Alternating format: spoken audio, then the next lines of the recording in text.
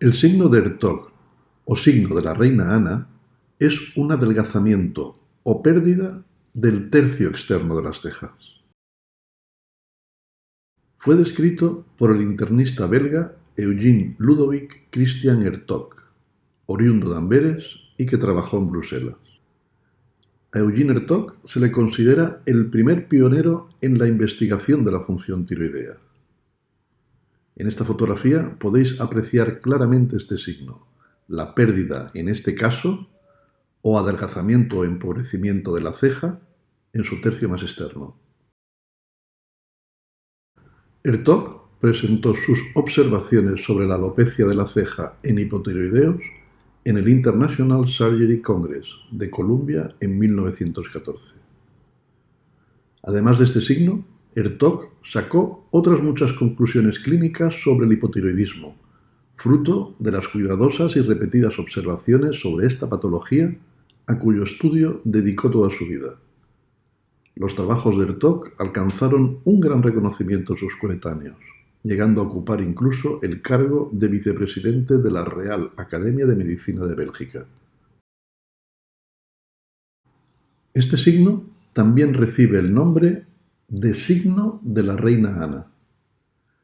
Este nombre se basa en la asociación con el retrato de la reina Anne de Dinamarca, un fragmento del cual podéis ver aquí. En este retrato, que la representa de luto por la muerte de su hijo Enrique en 1612, se puede apreciar una pérdida del tercio externo de la ceja, si bien históricamente no hay datos de que sufriese hipotiroidismo. Como hemos comentado, Hertog describió este signo asociado a hipotiroidismo, por lo que pasó a ser un signo clásico de esta enfermedad. Pero también es un signo frecuente que podemos encontrar asociado a la dermatitis atópica, a la intoxicación por talio, en la lepra lepromatosa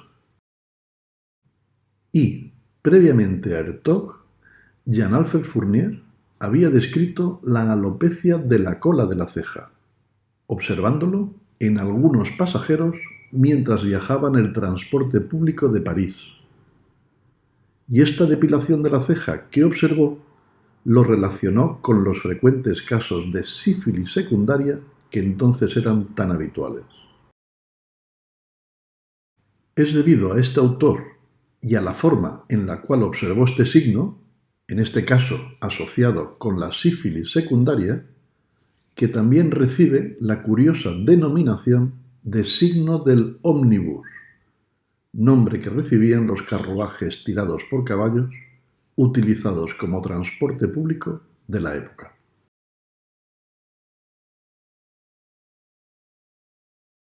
En esta retinografía, señalado con las flechas, podemos ver el signo del disco óptico doble.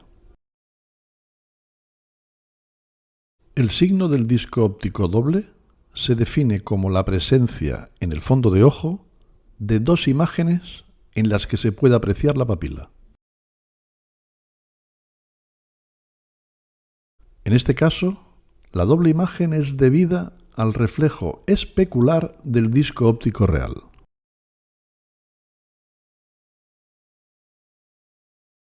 Situada esta imagen especular en la interfase gas-fluido.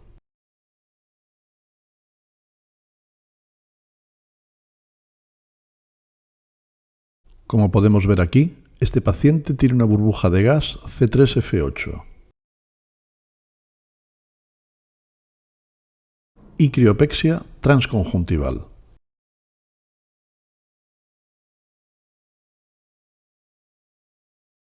Procedimientos quirúrgicos que ha recibido debido a dos desgarros retinianos y un desprendimiento de retina localizado en la zona temporal superior del ojo derecho. El signo de la botella de Coca-Cola es un signo radiológico que afecta a la musculatura ocular extrínseca en pacientes con enfermedad ocular tiroidea, pacientes con oftalmopatía de Graves. Se define como un agrandamiento del vientre muscular, respetando la inserción tendinosa, dando así el aspecto de la tradicional botella de Coca-Cola.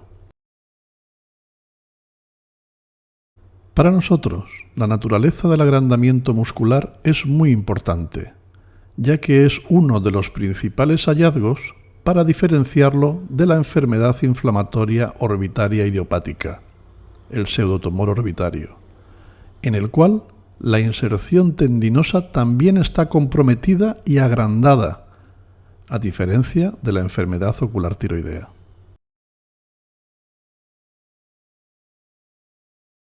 Aquí podéis ver otros ejemplos de este signo radiológico. Recuerda que en el pseudotumor orbitario, las inserciones tendinosas también están afectadas, están también agrandadas, lo que ayuda a distinguir entre las dos enfermedades. En este vídeo vamos a hablar del signo del faro en la niebla. Este es un signo característico en la retinocoroiditis por toxoplasma. El signo del faro en la niebla se define como focos blancos de retinitis toxoplásmica con inflamación vítrea supraadyacente. La imagen nos recuerda a la luz de un faro en la niebla. El foco de luz es una retinitis necrotizante focal que destaca por su intenso color blanco. En este caso clínico, aparecen 3 lesiones de retinocoroiditis toxoplásmica, aunque la lesión inferior izquierda es la que presenta un mayor brillo. Se aprecia una vitritis generalizada, pero en esta zona podemos ver una mayor inflamación vítrea, una vitritis moderada. Y en esta otra zona vemos una inflamación vítrea severa. La vasculitis retiniana, típicamente cerca del foco de retinocoroiditis, es otro de los hallazgos clásicos de la toxoplasmosis ocular. Y aquí, en el lado nasal, podemos ver otro foco de periflebitis retiniana.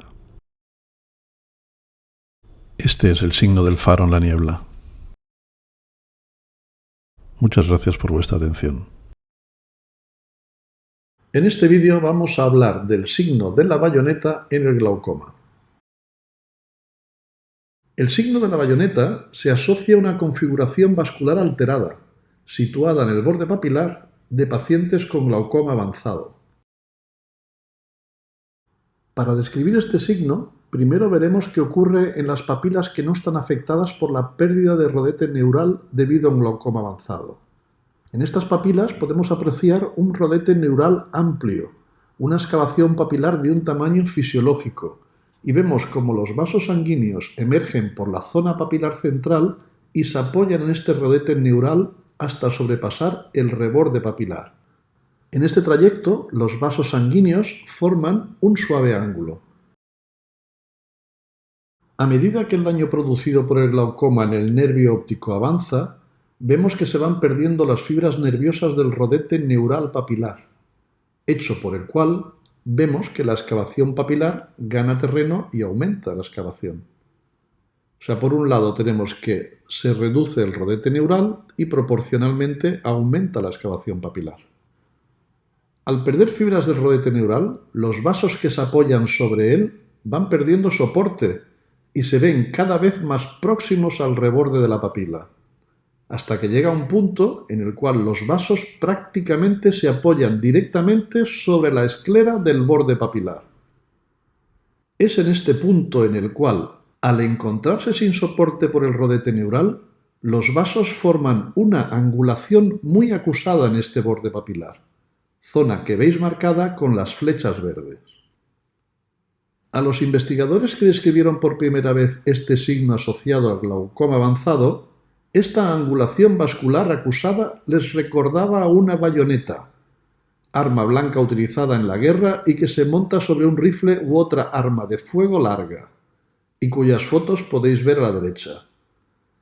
y esa es la razón por la que le dieron este nombre al signo. Muchas gracias por vuestra atención. En este vídeo vamos a hablar del signo de la pista de patinaje. Este signo consiste en un conjunto de erosiones corneales lineales, generalmente en sentido vertical, producidas por el rozamiento de un cuerpo extraño ocular situado en posición subtarsal. El cuerpo extraño queda alojado entre el párpado en su cara interna y el ojo, y con cada parpadeo el párpado superior desciende arrastrando el cuerpo extraño que roza y produce una erosión corneal lineal sobre la córnea y el epitelio conjuntival. Si además la persona se frota al ojo, podemos ver erosiones en distintas direcciones, además de las verticales características. El tratamiento es la eversión del párpado superior, localizar el cuerpo extraño y extraerlo. Es posible que para localizarlo podamos necesitar también utilizar tinción con fluoresceína. La fluoresceína nos ayudará a identificar el cuerpo extraño, ya que algunos son transparentes, debido a que la fluoresceína hace un estancamiento alrededor del cuerpo extraño. Tras la extracción del cuerpo extraño, se efectúa el tratamiento habitual de la erosión corneal. En este vídeo vamos a hablar del signo de Ricciuti. El signo o fenómeno de Ricciuti lo podemos apreciar en ojos con queratocono y se define como un reflejo cónico que se puede ver de forma nasal a la córnea cuando emitimos un haz de luz de forma lateral desde la córnea temporal de ambos ojos. Metodológicamente debemos de mirar al paciente a través del binocular de la lámpara de hendidura de frente y el haz de luz lo tenemos que hacer incidir de forma lateral, según está representado en la fotografía, por la flecha roja, desde el lado temporal de cada ojo, por lo que el ojo de la fotografía es el ojo izquierdo. Al atravesar la córnea y la cámara anterior, cuando existe queratocono, el haz de luz, al salir por la córnea nasal, produce un reflejo cónico que hemos resaltado entre las líneas verdes y que está marcado con la línea amarilla. Este área cónica es el signo o fenómeno de Ricciuti. Aquí podemos ver el ojo izquierdo y ojo derecho con queratocono. Mientras miramos de frente, el haz de luz siempre se hace incidir en la córnea de forma lateral temporal, aquí representado con las flechas rojas. Y al salir este haz de luz por la zona nasal, en ojos con queratocono volvemos a ver el área cónica señalada con las flechas verdes. En este vídeo vamos a conocer el signo de Munson.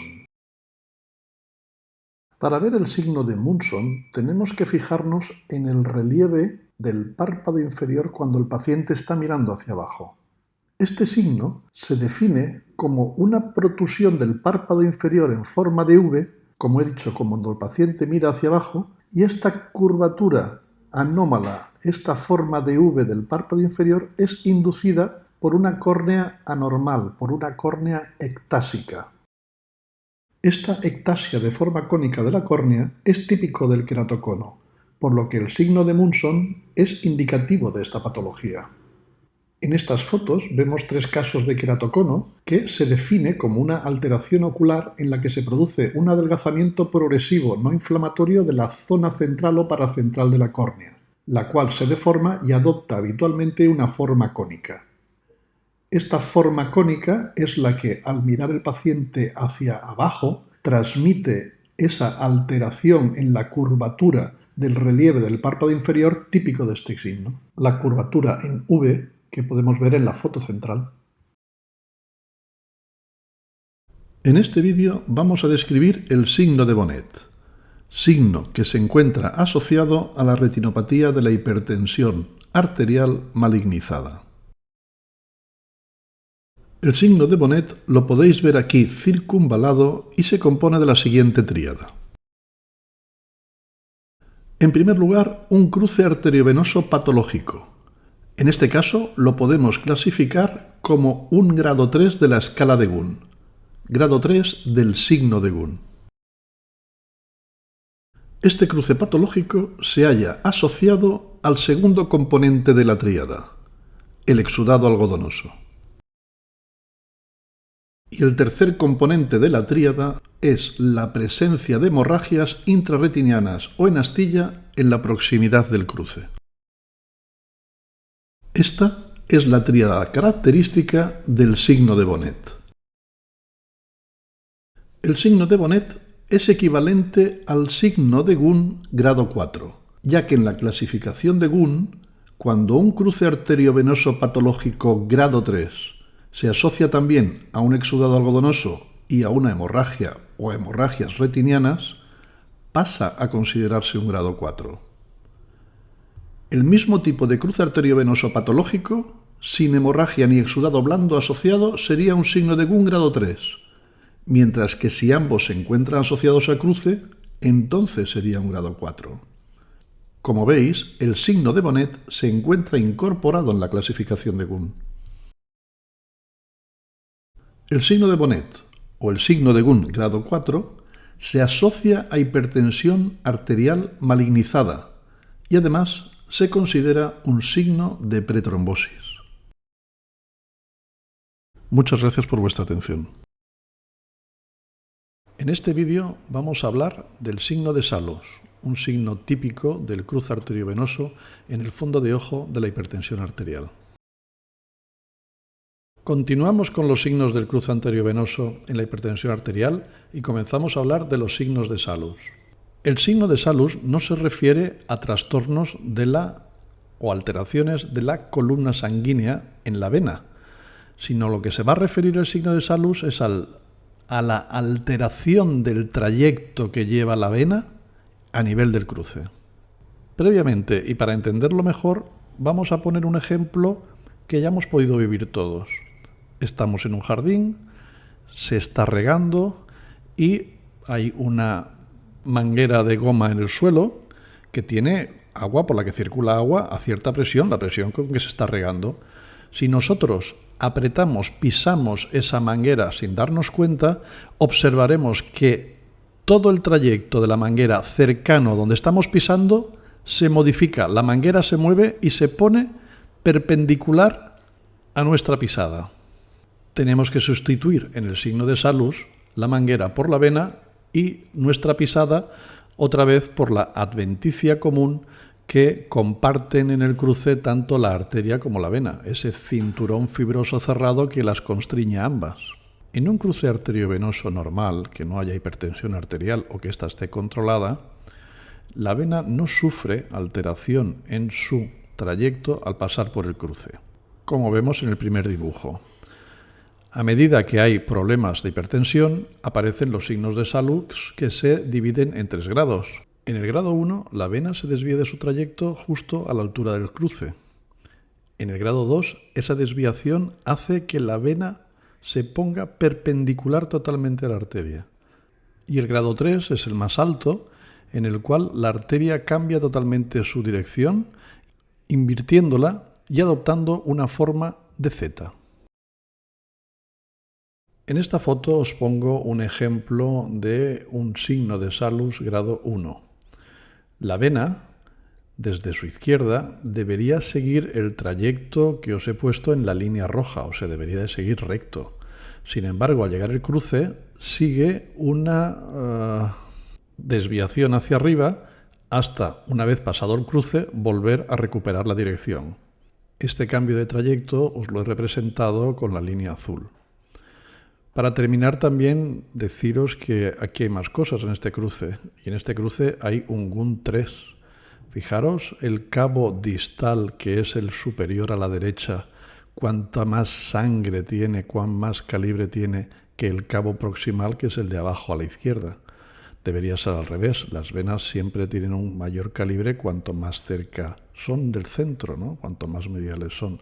En este caso, el cabo distal se ve con claridad que tiene una importante cantidad de sangre. Esto sería un Gunn 3. Y en esta otra foto tenéis un ejemplo claro de un signo de Salus grado 2. En este caso, la desviación es tan importante que la vena en la altura del cruce se pone de forma perpendicular a la arteria. Este es un signo de Salus grado 2. En esta lección vamos a hablar de los signos de Gunn y el signo de Bonnet. Comenzaremos hablando de los signos del cruce arteriovenoso. A lo largo de todo el fondo de ojo, de todo el árbol vascular retiniano, encontraremos cruces arteriovenosos. En 2/3, los más frecuentes, será la arteria la que cruce por encima de la vena, y en el tercio restante, menos frecuente pero también normal, es la vena la que cruza por encima de la arteria. En la fotografía que estamos viendo es el más frecuente, es la arteria la que está cruzando por encima de la vena. En el origen de todos los signos del cruce arteriovenoso, en el origen existe un único y común hecho fisiopatológico, que es un hecho anatómico. Esto es que a nivel del cruce, tanto la arteria como la vena comparten una misma adventicia, tienen una adventicia común. Esta adventicia común o compartida hace de cinturón fibroso que envuelve, aprisiona, protege, está rodeando tanto a la arteria como la vena a la vez y en un mismo cubículo. En la hipertensión nos encontramos una arteria cada vez más fuerte y estos cambios afectarán a la vena en el cruce arteriovenoso. Vamos a representar lo que estamos explicando en esta fotografía. Tenemos la adventicia común, que son estas dos mesas, en las cuales tenemos una arteria y una vena. Si la arteria, por los cambios hipertensivos de mayor tensión, mayor tamaño de su capa muscular, mayor fortaleza de su adventicia que en este momento está compartiendo, si la arteria se hace fuerte como el señor de la izquierda, la pobre vena lo va a lamentar. El signo de Gunn estudia el comportamiento, las modificaciones de la columna sanguínea venosa a nivel del cruce y en el último grado también qué ocurre en el parénquima circundante. Consta de 4 grados. Se basa en lo que explicábamos, que la arteria y la vena a nivel del cruce comparten la adventicia común, un cinturón fibroso inextensible que constriñe a las dos. En la foto vemos el grado 1. En el grado 1, la columna sanguínea en el cruce vemos que disminuye, vemos que se atenúa la cantidad de sangre que hay a nivel del cruce. Hay sangre, a nivel del cruce la vemos, pero la vemos en menor cantidad. Esto es un Gunn 1. En el signo de Gunn grado 2, la columna sanguínea venosa desaparece a nivel del cruce. Vemos una zona mayor o menor a nivel del cruce en la cual la vena la vemos sin sangre, está exangüe. La verdad es que esto lo vemos en una fotografía. Si realmente hiciéramos una película de vídeo de ese cruce, veríamos que aparecería sin sangre, pero de manera pulsátil aparecería sangre dentro del cruce, porque el cruce no está interrumpida la columna sanguínea, va pasando a cada pulsación sanguínea. En este caso lo vemos mejor. Aquí se aprecia claramente cómo la columna sanguínea venosa ha desaparecido a nivel del cruce. Y en este otro caso que os muestro, aquí también es súper evidente que la columna sanguínea ha desaparecido a nivel del cruce. Pero recordar que el cruce no está interrumpido. A cada latido cardíaco aumenta la presión venosa y esta hace que pase a nivel del cruce. Se vería cómo pasa a nivel del cruce para inmediatamente desaparecer. Un nuevo y el último ejemplo que os pongo de un grado 2. El signo de Gunn grado 3 es un signo de Gunn grado 2 porque también ha desaparecido la columna sanguínea, pero aquí encontramos nuevos cambios. En el grado 3, la columna sanguínea venosa tiene una mayor dificultad de paso a nivel del cruce. Y esto se traduce en que en el cabo proximal y en el cabo distal hay diferente cantidad de sangre. En el cabo distal, flecha verde, a la sangre le cuesta mucho más de pasar y se acumula. Vemos un acúmulo de sangre en el cabo distal, mientras que en el cabo proximal, flecha azul, hay una menor cantidad de sangre y característicamente vemos que este cabo proximal se afila. En la fotografía vemos varios cruces consecutivos de Gunn grado 3. En ellos vemos una mayor cantidad de contenido de sangre en los cabos distales, flechas verdes, mientras que el cabo proximal, abajo a la derecha, tiene menos cantidad de sangre, tiene menos intensidad de coloración y aparte vemos que en la parte más cercana al cruce hay un afilamiento del cabo proximal. Último ejemplo que os muestro, un GUN3, en el cual vemos a falta de columna sanguínea a nivel del cruce, que sería un GUN2, más los signos característicos del GUN3. Cabo distal, flecha verde, mayor cantidad de sangre, más dilatado, mayor calibre que el cabo proximal, flecha azul, que tiene menos cantidad de sangre y un afilamiento de ese cabo proximal a nivel del cruce. Llegamos al GUN4. El GUN4 es un GUN3 en el cual falta la columna sanguínea, en el cual hay más sangre en el cabo distal venoso que en el proximal, que sería un GUN3, sería un GUN2, sería un GUN3, y el GUN4 lo que hace es añadir algo más.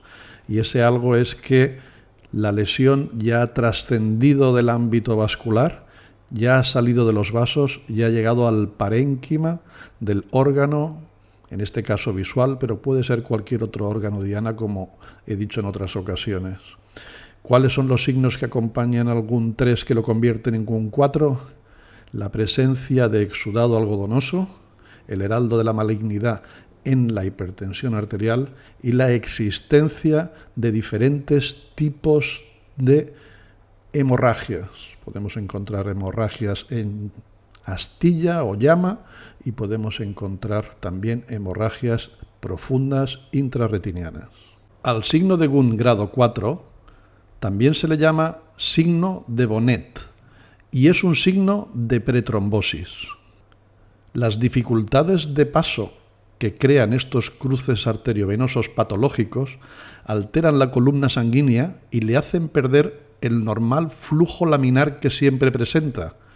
Esta alteración y esta pérdida del flujo laminar hace que se creen corrientes de convección y se promueva la formación de trombos, por lo cual este es un signo de alerta de futuras trombosis en cualquier lado del organismo.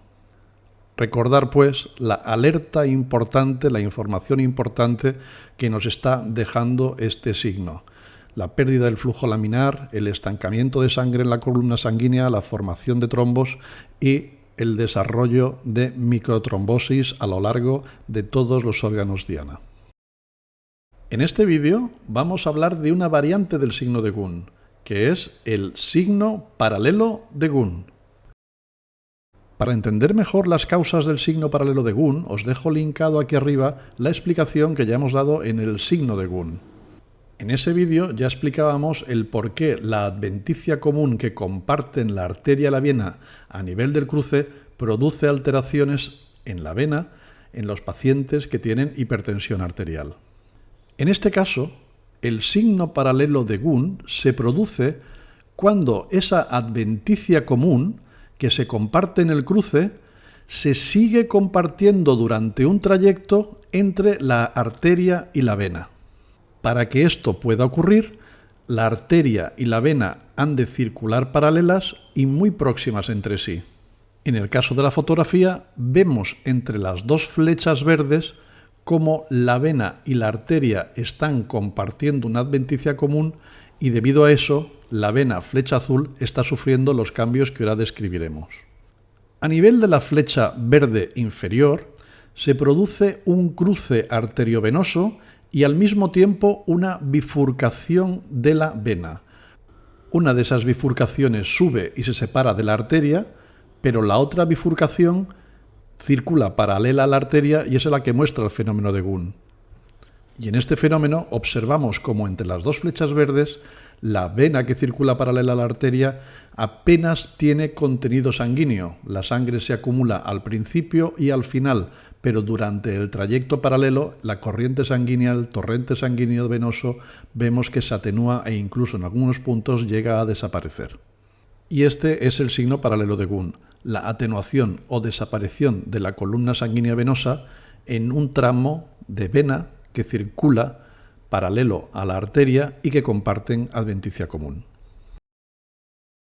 En las anomalías del trayecto vascular en la hipertensión arterial podemos ver cosas muy dispares, desde un estiramiento o alargamiento de los vasos, generalmente este efecto es más frecuente en las arteriolas, a algo totalmente opuesto, como es el aumento de la tortuosidad vascular. Este fenómeno es más frecuente encontrarlo en las venas. Un signo muy característico es el signo de Gist. Para explicar el signo de Gist vamos a recordar una anatomía de la mácula normal. La mácula normal es un espacio avascular en el cual podemos ver que está libre de vasos. En el signo de Gist ocurre todo lo contrario. En el signo de Gist encontramos un aumento de la tortuosidad y un aumento de la presencia alrededor de la mácula de las vénulas perimaculares. Este es el signo de Gist. Lo podéis ver en esta retinografía a gran aumento, como las vénulas perimaculares están muy cercanas incluso a la zona más central de la mácula, la fóvea. Observar también en este otro caso cómo se aprecia con toda claridad el signo de Gist, el aumento de la tortuosidad de las vénulas perimaculares, y fijaros también en este caso cómo es un paciente que presenta una importante edema de papila. En el caso de la hipertensión arterial, esto se clasificaría como un grado 4, el grado más alto de la clasificación de Keith-Wagner-Baker. Otro caso del signo de Gist, en el que podéis verlo con toda claridad, y os he puesto este en contraposición al anterior, en el cual había un edema de papila, y en este caso lo que podéis ver es una importante atrofia de la papila. Aparte de este signo, de estos dos signos, la atrofia de papila, del signo de Gist, también podéis ver que hay un aumento de la tortuosidad vascular generalizado, no solamente en los vasos perimaculares, el signo de Gist, sino del resto de vasos que aparecen en la retinografía. El signo de Tyndall en oftalmología se define como la presencia de células, generalmente leucocitos, que están en suspensión en el humor acuoso. Es un signo importante de inflamación endoocular, muy frecuente en la uveitis anterior y otras inflamaciones o infecciones intraoculares como la endoftalmitis. En este vídeo vamos a ver cómo se clasifica y por extensión se considerará como una clasificación del grado de inflamación intraocular. ¿Cómo lo medimos el signo de Tyndall? Pues lo haremos a través de la lámpara de hendidura, proyectando un haz de luz de 1 milímetro de diámetro, que ya viene predeterminado en una de las opciones de la lámpara. La proyección ha de ser por la zona de mayor profundidad de la cámara anterior, por la zona central. El área a medir va desde la superficie posterior de la córnea hasta la superficie anterior del cristalino. Pondremos la luz al máximo para poder ver bien y para también ver correctamente las células tendremos un aumento adecuado. Y a partir de aquí, a contar células. Aquí vemos ahora un aumento en lo que sería el cilindro donde estarían contenidas las células que vamos a medir, que son estos puntos blancos que estamos viendo en suspensión. Tendría un comienzo en la flecha verde, a la altura de la flecha verde, que es la córnea, sería exactamente en la superficie posterior de la córnea, y tendría un final en la flecha roja, que es el cristalino, cuyo final sería en la superficie anterior del cristalino. Y este cilindro con este principio y este final, como hemos dicho, tendría un diámetro de 1 milímetro. A partir de aquí solo queda contar el número de células que nosotros vemos en suspensión dentro de ese cilindro. Vamos enfocando a diferentes alturas del cilindro para verlas todas enfocadas. Aquí ya veis que hay algunas que están más enfocadas y otras menos. Eso es debido a la profundidad de campo. Entonces lo único que hay que hacer es enfocar una zona y enfocar otra y contar todas las células que hay en este milímetro. O mejor dicho, en este cilindro. Si hemos contado entre 0 y 5 células en suspensión en este cilindro de 1 milímetro de diámetro, lo reflejaremos en la historia clínica como rastros. A partir de 5 células hasta 10 células que hayamos contado es una cruz. 2 cruces entre 10 y 20 células, 3 cruces entre 20 y 50 células, y reflejaríamos en la historia, en la clasificación de la intensidad del signo de Tyndall con 4 cruces cuando hayamos contado más de 50 células en este cilindro que hemos descrito. Y así es como quedaría la clasificación de la intensidad del signo de Tyndall. También deciros, como hemos dicho al principio, que esta clasificación de la intensidad del signo de Tyndall de alguna manera también nos está ayudando a clasificar junto con otros signos la inflamación, el grado de severidad de la inflamación intraocular. Muchas gracias por vuestra atención.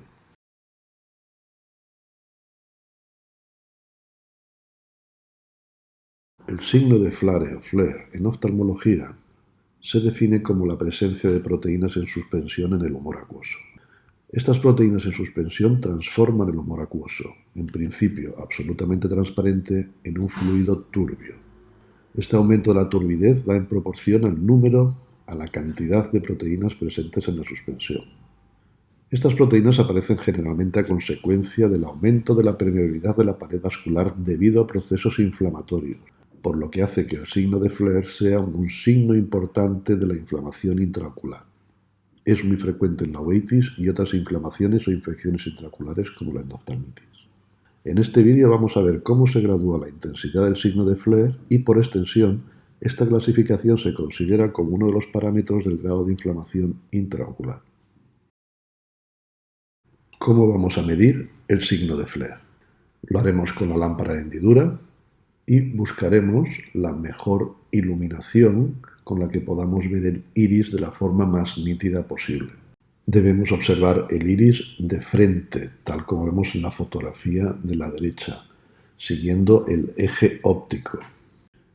Y mediremos la dificultad que encontremos en ver el iris de forma nítida. Si vemos el iris apenas borroso, lo clasificaremos y lo reflejaremos en la historia clínica como una cruz. Flare de una cruz. Si vemos el iris de forma borrosa, 2 cruces. Cuando encontremos mucha dificultad para ver el iris se ve muy borroso, 3 cruces. Y reflejaremos en la historia clínica un flare de 4 cruces cuando no nos es posible poder ver el iris. Y esta sería la clasificación del signo de Flare. Tenemos que decir que, al ser una clasificación cualitativa, puede existir variabilidad por parte del observador. Sin embargo, es una clasificación útil, ya que nos va a ayudar a establecer el grado de inflamación intraocular y su evolución, su mejoría o empeoramiento a lo largo de todo el proceso inflamatorio. Muchas gracias por vuestra atención.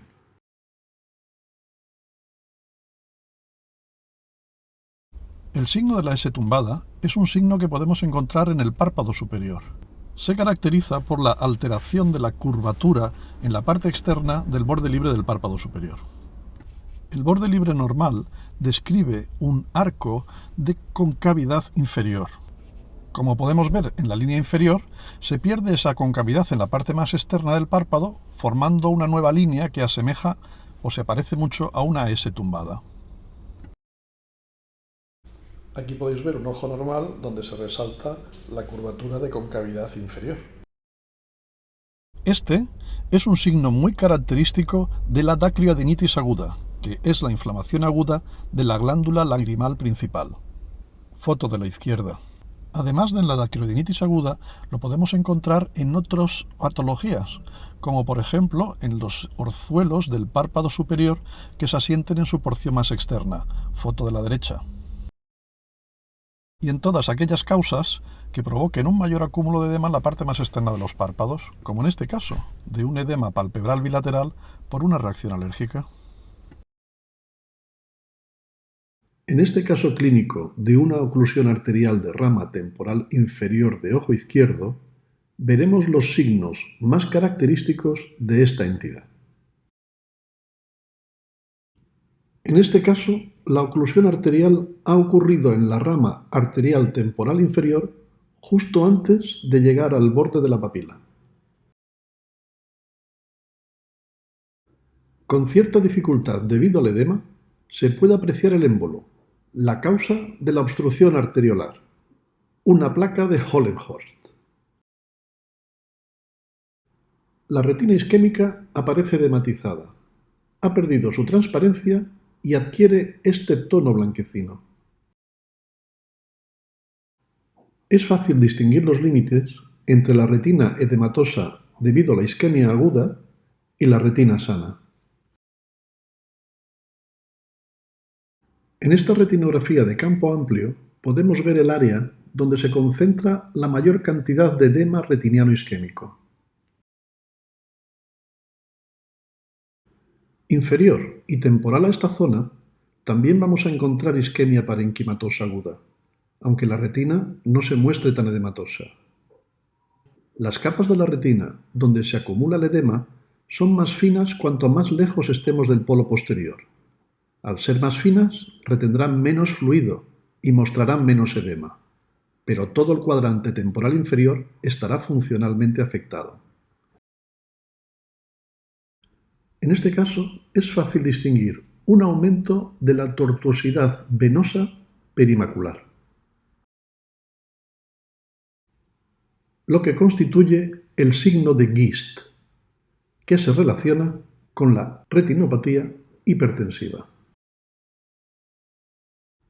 Aquí vemos un signo muy característico de la oclusión arteriolar retiniana, y es el fraccionamiento intravascular de la columna sanguínea.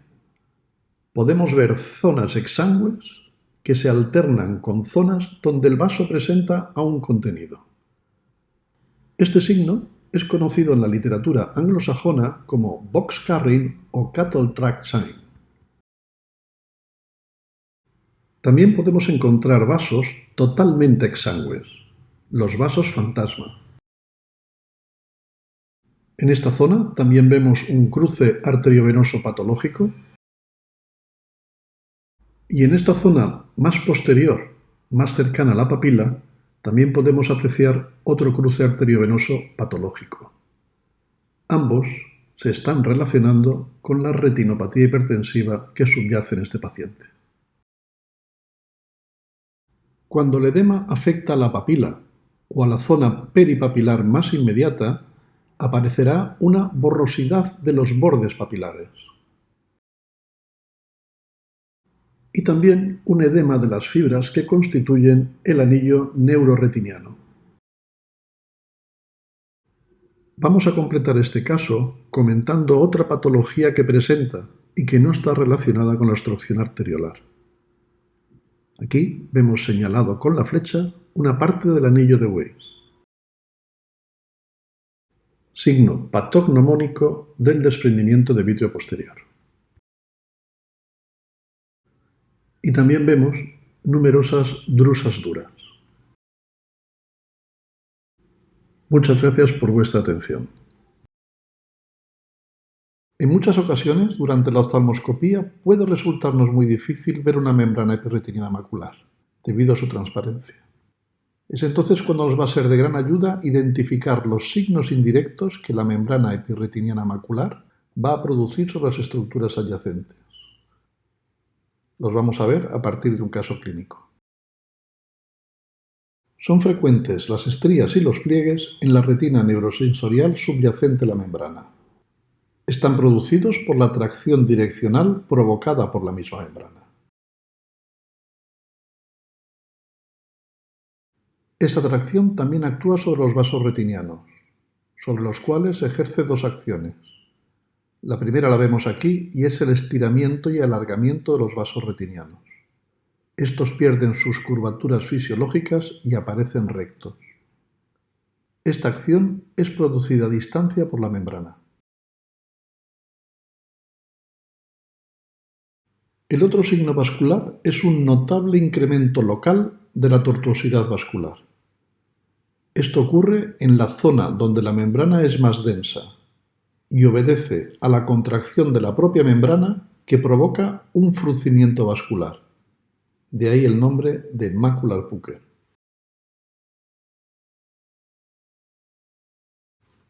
Muchas gracias por vuestra atención.